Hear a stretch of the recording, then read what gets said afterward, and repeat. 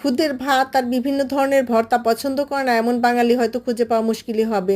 শীতকালে সকালে অথবা বর্ষাকালে সকালে বা দুপুরে গরম গরম খুদের ভাতের সঙ্গে বিভিন্ন ধরনের ভর্তা কিন্তু দারুণ লাগে। খুদের ভাতের একটি খুব সহজ এবং মজাদার রেসিপি শেয়ার করব, চলুন দেখি।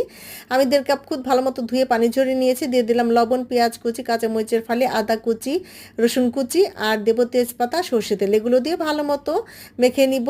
আর এভাবেই কিন্তু সুন্দর মতো মেখে নিতেই হবে, তাহলেই রান্নাটা কিন্তু ভালো হবে। এরপর পরিমাণ মতো পানি দিয়ে ঢাকনা দিয়ে ঢেকে হাইটে রান্না করব। ঢাকনা খুলে নেড়ে চেড়ে যখন পানিটা সমান হয়ে আসবে চুলার আঁচ কমিয়ে 20 মিনিটের মতো চুলায় রেখে দিব। আর এরপর ঢাকনা খুলে নেড়ে চেড়ে আবারও ঢাকনা দিয়ে ঢেকে 10 মিনিটের মতো লো হিটে রেখে দিলেই কিন্তু তৈরি হয়ে যাবে মজাদার খুদের ভাত। আর এটা পোলাও বা খিচুড়ির মতো সিস্টেমেই রান্না করে নিতে হবে। দারুণ মজার একটি খাবার। আর এটা এই তো রান্না হয়ে গেছে খুব সুন্দর। যদি নরম খেতে চান আর একটু পানি বাড়িয়ে দিবেন।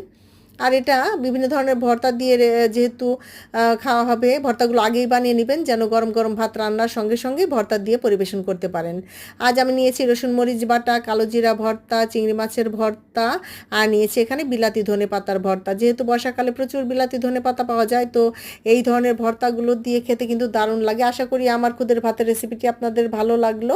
তো ভালো লাগলে লাইক কমেন্ট শেয়ার করবেন, সাবস্ক্রাইব করে পাশে থাকবেন। আল্লাহ হাফেজ।